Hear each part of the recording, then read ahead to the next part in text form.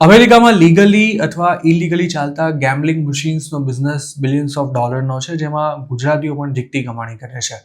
આ ધંધામાં જાવકની સામે આવકનું પ્રમાણ 70થી 80% જેટલું રહેતું હોય છે અને રમવા આવનારા મોટાભાગના લોકો પૈસા હારીને જ જતા હોય છે.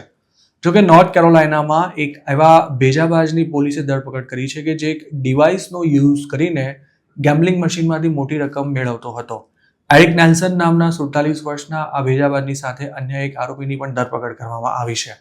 આ બંને સામે વેકુશા કાઉન્ટી સર્કિટ કોર્ટમાં ચાર્જિસ ફ્રેમ કરાયા છે, જેમાં $10,000 સુધીની રકમની ચોરી કરવાના 2 અને કમ્પ્યુટર સિસ્ટમ સાથે ચેડા કરવાના 3, જ્યારે મિસડિમિનર થેફ્ટના 1 આરોપનો સમાવેશ થાય છે. આરોપી એરિક નેલ્સન સામે પેન્સિલ્વેનિયામાં પણ આ જ પ્રકારનો ગુનો નોંધાયેલો છે. કોર્ટમાં રજૂ કરવામાં આવેલા ડોક્યુમેન્ટ્સ અનુસાર એપ્રિલ 1ના રોજ ગેમ્બલિંગ મશીન ચલાવતા એક વ્યક્તિએ પોલીસને ફોન કરીને ગેમ્બલિંગ મશીન સાથે 2 લોકો છેડછાડ કરી રહ્યા હોવાની ફરિયાદ આપી હતી. ફરિયાદ અનુસાર આરોપીઓ પાસે એક ડિવાઇસ હતી, જેનાથી તેમણે મશીનમાં કેશ જમા કરાવ્યા વિના જ ક્રેડિટ રજિસ્ટર કરી લીધી હતી. તેમણે 2 મશીન્સમાં આ ડિવાઇસનો યુઝ કર્યો હતો અને ટોટલ $5,239 જીતીને તેઓ નીકળી ગયા હતા. આ ઘટનાના 5 દિવસ બાદ બંને સ્કેમર્સ ફરી ત્યાં આવ્યા હતા, પરંતુ ઓનર તેમને ઓળખી ગયો હતો અને તેણે તેમને પકડવાનો પણ પ્રયાસ કર્યો હતો, પરંતુ બંને ભાગી ગયા હતા. નોર્થ કેરોલાઇનાની મસ્કીગો પોલીસને ગયા વીકે અન્ય કેટલાક લોકેશન્સ પરથી પણ આ જ પ્રકારની ફરિયાદો મળી હતી, જેમાં એક જગ્યાએથી $5,032 આ ટ્રીકથી જીતવામાં આવ્યા હતા. પોલીસે આ તમામ લોકેશન્સના સીસીટીવી ચેક કર્યા ત્યારે એક જ વ્યક્તિ તેમાં સંડોવાયેલો હોવાનું બહાર આવ્યું હતું. યુએસના મોટાભાગના સ્ટેટ્સમાં ગેમ્બલિંગ મશીન્સ ઇલીગલ છે.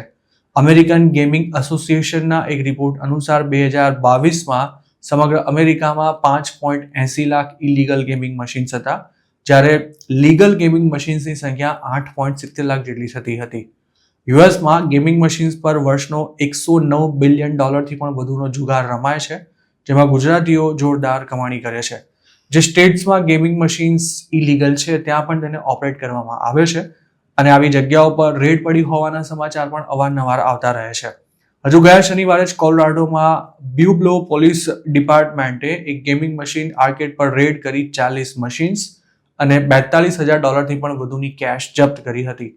તેવી જ રીતે ઓહાયોમાં સ્ટેટ કસિનો કંટ્રોલ કમિશને 100 ઇલીગલ સ્લોટ મશીન્સ જપ્ત કરવાની સાથે 2 લોકોની ધરપકડ કરી હતી, જ્યારે ટેક્સાસમાં માર્ચ 2025માં ગેમ્બલિંગ મશીન્સનું $22 મિલિયન એક કૌભાંડ પકડાયું હતું, જેમાં કેટલાક પાકિસ્તાનીઓની ધરપકડ કરવામાં આવી હતી.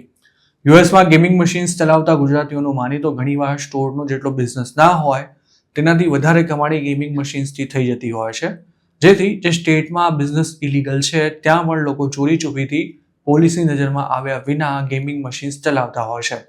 ગયા મહિને ફ્લોરિડામાં 2 ગુજરાતીઓની માલિકીના એક ગેમિંગ આર્કેડ પર પણ પોલીસે રેડ કરી હતી, જેમાં મશીન્સની સાથે કેશ પણ જપ્ત કરાઈ હતી, તેમજ ત્યાં જોબ કરતા 2 ગુજરાતી યુવકોની પણ ધરપકડ કરવામાં આવી હતી. યુએસમાં ઇલીગલી જોબ કરતા કોઈ ગુજરાતી જો ઇલીગલ ગેમિંગ મશીન ચાલતું હોય તેવી જગ્યાએ કામ કરતા હોય અને ખાસ તો રિપબ્લિકન સ્ટેટ્સમાં જો તેમની જોબ હોય તો હવે આ મેટરમાં તેમને ડિપોર્ટ પણ કરવામાં આવી શકે છે.